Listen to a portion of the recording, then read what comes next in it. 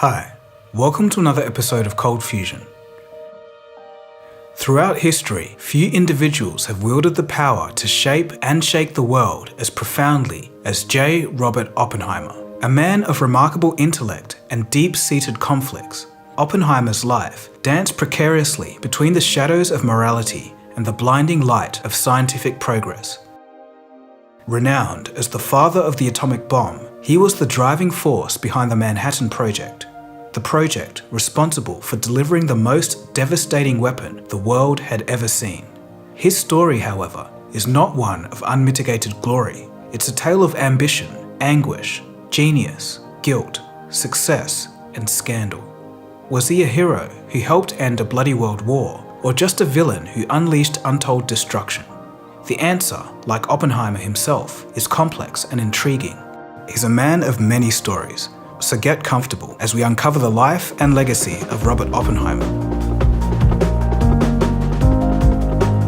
You are watching Cold Fusion TV.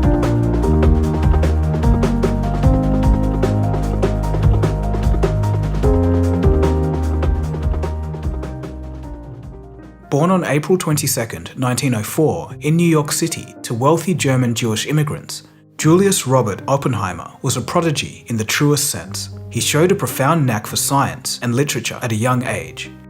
His father ran a business importing textiles and made a lot of money doing it. To give you an idea of how rich his family was, their New York penthouse had paintings of Van Gogh and Picasso on the wall. The issue with Robert was that he grew up spoilt. Everything he wanted, his parents would get for him, and this caused emotional problems later in life. In school, Robert was extremely bright, but boastful, and he was bullied as a result.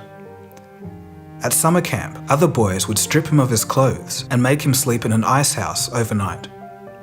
Oppenheimer withdrew inwards, putting his mind towards physics. He once told his brother, quote, "I need physics more than I need friends," end quote. He was gifted, however, and raced through school, absorbing material at a frightening pace. He graduated at age 17. After a brief time at Harvard, he would attend Cambridge University. Being in a different country, the young student was isolated and lonely. His family wasn't there to spoil him anymore. Around this time, Robert had broken up with his long-term girlfriend and was having bitter arguments with his mother. At this point, he fell into a depressed state. The shy young man grew mentally unstable, and the cracks began to show. One of his few friends, Francis Ferguson, came to visit. Ferguson would mention to Oppenheimer that he was about to get engaged. Upon hearing the news, Oppenheimer snapped. How was his friend doing so much better than he was? The skinny rich kid launched on Ferguson, knocking him to the ground and attempting to choke him in a fit of unhinged rage. Ferguson was twice the size of Oppenheimer, so he flicked him off and told him to grow up, though this was just a warning sign of things to come. Now Oppenheimer had a tutor named Patrick Blackett. Blackett wanted Oppenheimer to do hands-on lab work, which he hated. Oppenheimer developed a seething hatred for Blackett. Things would come to a head in 1926 when Oppenheimer injected an apple with poison and placed it on Blackett's desk. He then would leave the room and went on vacation. Thankfully, Patrick never ate the apple, but while on vacation, Oppenheimer broke down and confessed his crime to his friends. News got back to Cambridge University, and the administrators decided to press charges for attempted murder. That would have probably been the end of Oppenheimer, except his rich father managed to talk his son out of the situation. All that he got was probation and an order to seek a counselor. Things would improve, however, when he moved to Göttingen University in 1926. Here, he would come into contact with the legendary Max Born, who himself had recently coined the term quantum mechanics. For context, at the time, Born would mentor Werner Heisenberg of the Heisenberg uncertainty principle and Enrico Fermi of the Fermi paradox. While also under the mentorship of Max Born, Oppenheimer excelled in theoretical physics. He had found his calling, and the dissatisfaction in academics lifted, and his state of mind vastly improved. Oppenheimer graduated at age 23 with a PhD in physics. In just 2 years, he had published over a dozen papers. After his time in Germany, Robert became a professor at Cal Berkeley. Robert had a tendency to leap from topic to topic and it really frustrated his colleagues. He'd randomly drop physics for months to read philosophy or learn the Sanskrit language. He also threw himself into left-wing politics, even throwing fundraisers to communists in the Spanish Civil War. These associations with Communist Party members would later significantly impact his life and career. One of his friends, Freeman Dyson, would later recall Oppenheimer just had the inability to sit still and just see things through. But even with these traits, Oppenheimer became somewhat of an academic icon because of his brilliant mind. But despite personal struggles, Oppenheimer's stature in the scientific community continued to rise. In 1941, he was invited to join the Manhattan Project, the US government's ultra-secret program to develop an atomic bomb. Accepting this role would forever change the course of his life and indeed, the course of history.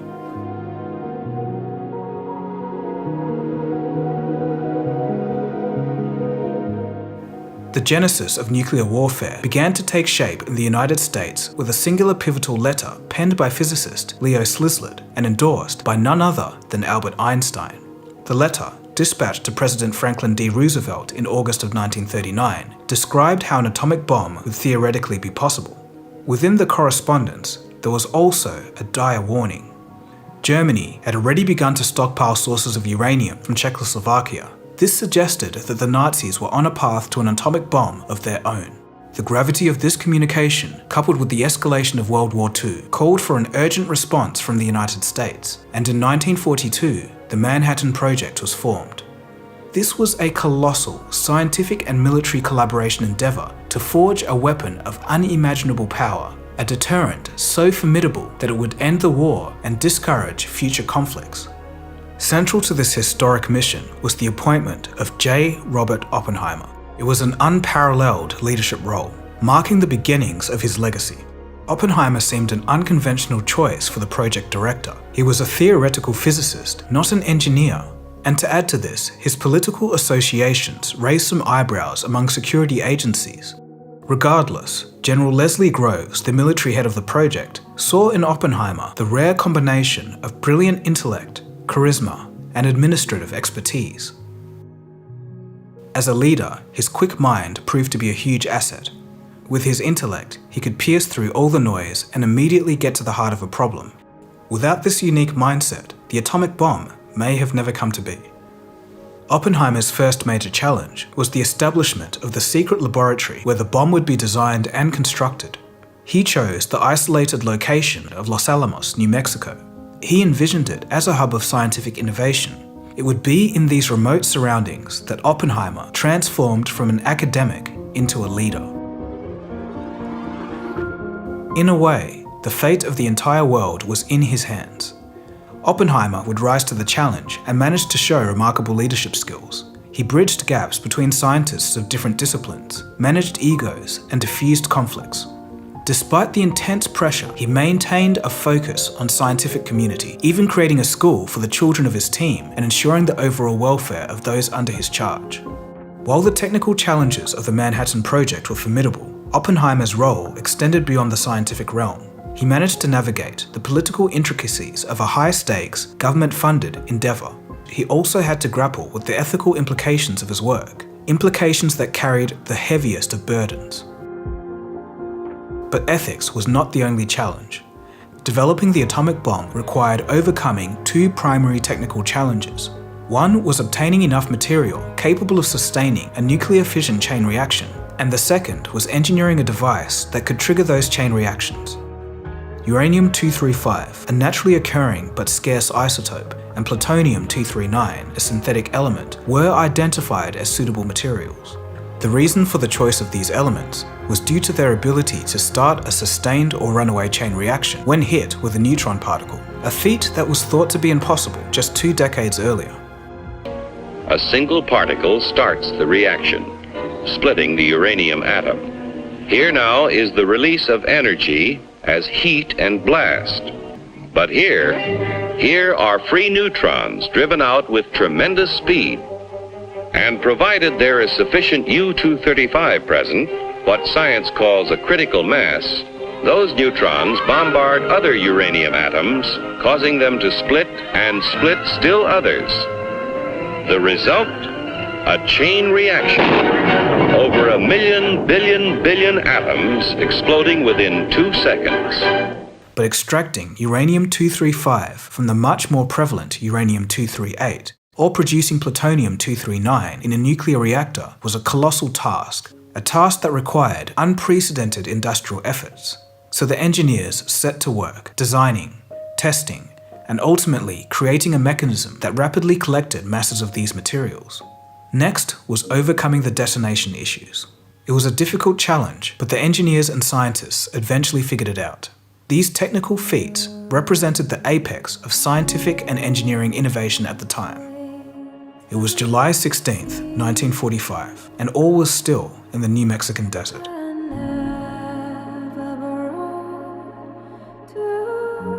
Suddenly, an explosion ripped through the calm air, and a terrifyingly loud roar followed. The first atomic bomb, codenamed the Gadget, had just been successfully detonated at the Trinity test site. The mushroom cloud rose 12 kilometers in altitude, and the shockwave blast could be felt over 160 kilometers away.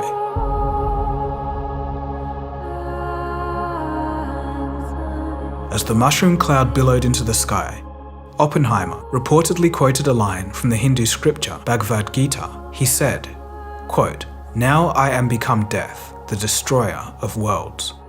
This sentiment captured the awe, terror, and sorrow that came from the creation of complete devastation.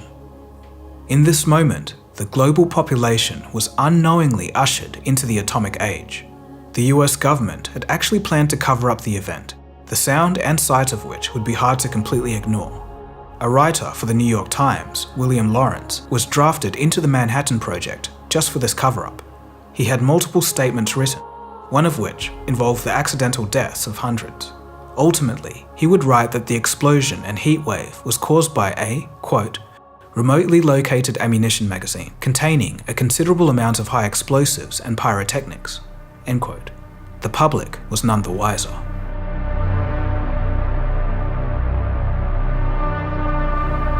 The ultimate culmination of the Manhattan Project's efforts was the creation of two types of atomic bombs: Little Boy, a uranium-235 weapon, and Fat Man, a plutonium-239 weapon. The decision to deploy these newly developed atomic weapons was not taken lightly. In mid-1945, World War II was grinding into its 6th year, and despite Germany's surrender in May, Japan continued to resist. The Pacific War had taken a heavy toll, and the brutal island-hopping campaigns had shown that Japan was willing to fight to the last man. An invasion of mainland Japan, codenamed Operation Downfall, was predicted to result in hundreds of thousands, if not millions, of Allied casualties.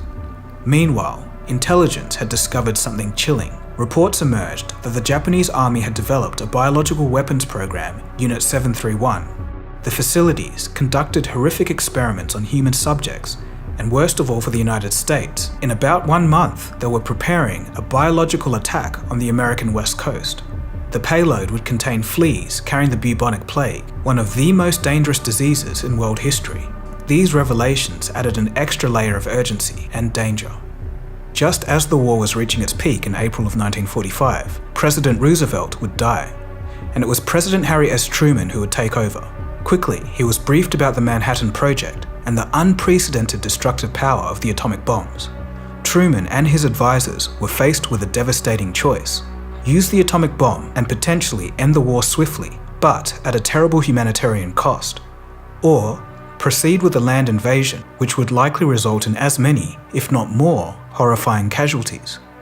Ultimately, as we all know, the decision was made to drop the atomic bombs. It was August 6, 1945, and Little Boy was dropped on Hiroshima. Immediately following the bombing of Hiroshima, the President of the United States delivered an ultimatum to the Japanese government: surrender or face complete destruction. The ultimatum was ignored. At 10:58 the morning of August 9th, Japanese time, the second atomic bomb was exploded over the industrial seaport city of Nagasaki. And 3 days later, Fat Man was dropped on Nagasaki. Both cities were completely devastated, and the human toll was catastrophic. When Little Boy detonated, approximately 600 meters above Hiroshima, it unleashed a blast equivalent to about 15,000 tons of TNT, instantly obliterating 1,300 hectares of city center. An estimated 70,000 people were killed instantly. The ensuing firestorm consumed the city, causing a death toll estimated at 140,000 by the end of 1945. Nagasaki suffered a similar fate on August 9th, when Fat Man was detonated. Though the bomb was more powerful, its damage was less extensive due to the city's hilly geography. Nonetheless, an estimated 40,000 people died instantly. The eventual death toll rose to approximately 70,000 by the end of the year. In both cities, many who initially survived would suffer from severe burns, injuries from the blast, and radiation sickness. There was untold suffering and death in the following weeks, months, and years. And just a point to note, even though the Japanese military and government were guilty of horrific war crimes, the Japanese civilian population was innocent. Within weeks, Japan surrendered, bringing an end to World War II. I deem this reply a full acceptance of the Potsdam Declaration, which specifies the unconditional surrender of Japan. In the reply, there is no qualification. In Chicago, more than 1 million sing and dance in the streets in the biggest celebration the Windy City has ever seen. Joy is unconfined. Seattle let loose all the pent-up emotions of 3 years and 8 months of war. The use of atomic bombs marked a devastating new chapter in warfare, exposing humanity for the first time to the potential of complete self-destruction. Throughout this period, Oppenheimer found himself in the midst of an escalating debate within the scientific community and the military hierarchy. His role, however, was largely advisory. The ultimate decision to drop the bombs was in the hands of the political and military leaders. Still, he was deeply affected by the loss of life and the destruction caused by the weapons he had helped create.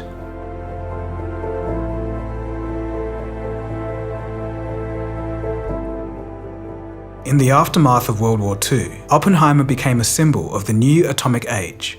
His name would be forever intertwined with the Manhattan Project and the dawn of nuclear weapons, the most destructive weapon in human history. But he was also a man deeply conflicted about the consequences of his work. Post-war, Oppenheimer ascended to a position of significant influence in shaping America's nuclear policy. In 1947, he was appointed as the chairman of the General Advisory Committee of the newly established Atomic Energy Commission. Here, he would become a powerful advocate for the international control of nuclear power to avert a global arms race. In his role as the chairman of the General Advisory Committee of the Atomic Energy Commission, Oppenheimer became increasingly vocal about his concerns regarding the escalation of nuclear weapons development. He was particularly opposed to the development of the hydrogen bomb. He viewed it as a weapon of genocidal proportions.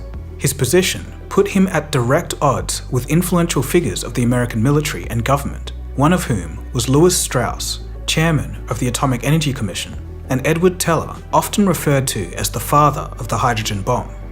They viewed Oppenheimer's stance as a hindrance to America's strategic interests during the Cold War.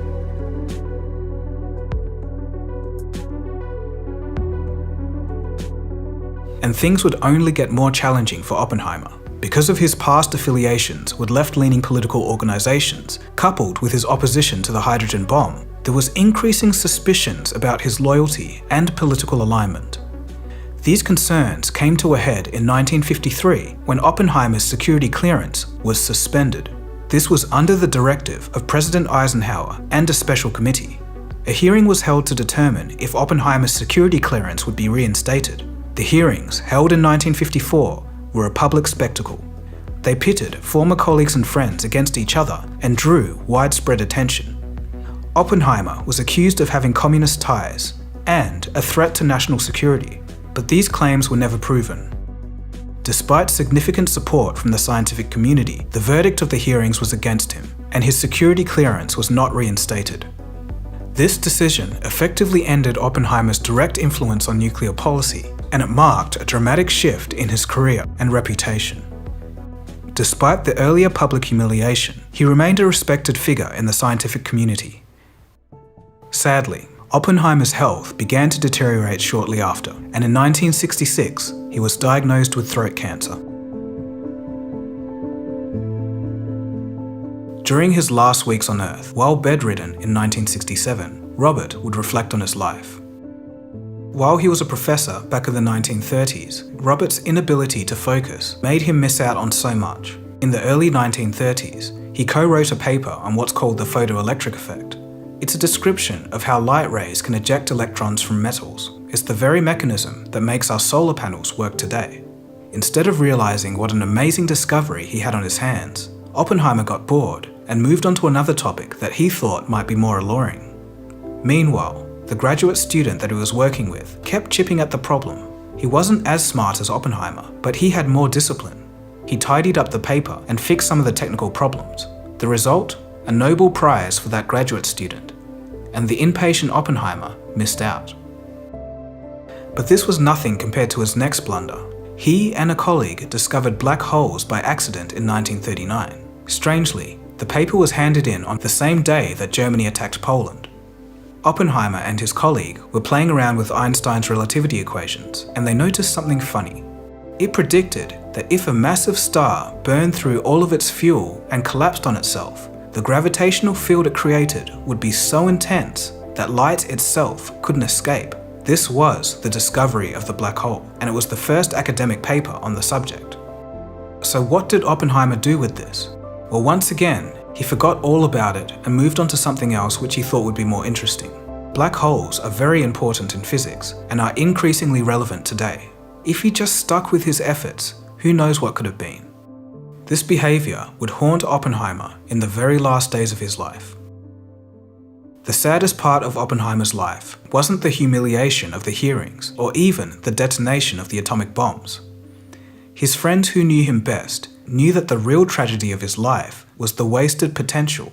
They knew of Oppenheimer's frustrating brilliance, but he just simply couldn't focus and see things through.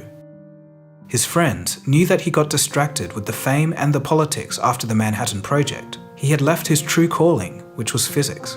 To them, the sorrow of Oppenheimer's life was that he never became the Einstein that he could have been. Heartbreakingly, Oppenheimer knew this. When bedridden with cancer in 1967, Oppenheimer's wife, Kitty, begged his friend, Freeman Dyson, to visit him on his deathbed. She wanted them to do scientific work together. She said that Oppenheimer had finally realized that he'd squandered his potential. He wanted to give science one last go. She was hoping that Dyson could give his spirits a boost. But Dyson declined. He would later say, quote, "I agreed with Kitty about the roots of his despair, but I had to tell her that it was too late. I told her that I would like to sit quietly with Robert and hold his hand. His days as a scientist were over. It was too late to cure his anguish with equations." After a short battle with the disease, Oppenheimer would pass away on February 18, 1967, at the age of 62.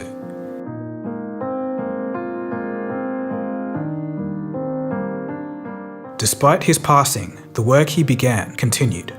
Since the first atomic bomb tests, the world has seen a proliferation of nuclear weapons. As of now, 9 countries openly possess nuclear weapons: the United States, Russia, the United Kingdom, France, China, India, Pakistan, Israel, and North Korea. Despite numerous treaties and agreements aimed at nuclear disarmament, the world's total number of nuclear warheads today is estimated to be over 13,000. Most of these belong to the United States and Russia, making them the most dominant nuclear powers on the planet. Unfortunately, technological advancements have increased the destructive potential of these weapons, and for this reason, the threat of nuclear war remains a global concern. If there is another world war, this civilization may go under. We need to ask ourselves whether we're doing all we can to avert that. We need, I think, to learn to understand the realities of life abroad, not so much in terms of slogans as in terms of the lives of men. In our response to these realities, there is hope for peace. Oppenheimer's story is a stark reminder of the power that lies in human knowledge and the care that we must take in its application. As society continues to push the boundaries of science and technology, we must take note of Oppenheimer's journey and navigate our own path with a mindful balance of curiosity, responsibility, and a sense of humanity. But there is another story here, a story in Oppenheimer's personal life. It's a lesson to say, if you're good at something, don't give up. And that is the story of Oppenheimer and the Manhattan Project. If you want to see the Cold Fusion episode of how one man stopped a nuclear war in 1983, I'll leave a link to that in the description below. This individual is largely forgotten today, but if it wasn't for him, none of us would be here. Okay, so thanks for watching. My name is Dagogo, and you've been watching Cold Fusion, and I'll catch you again soon for the next episode. Cheers, guys. Have a good one.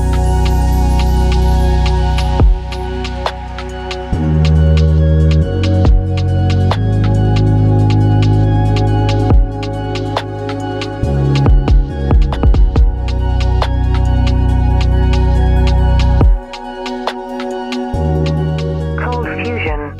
It's new thinking.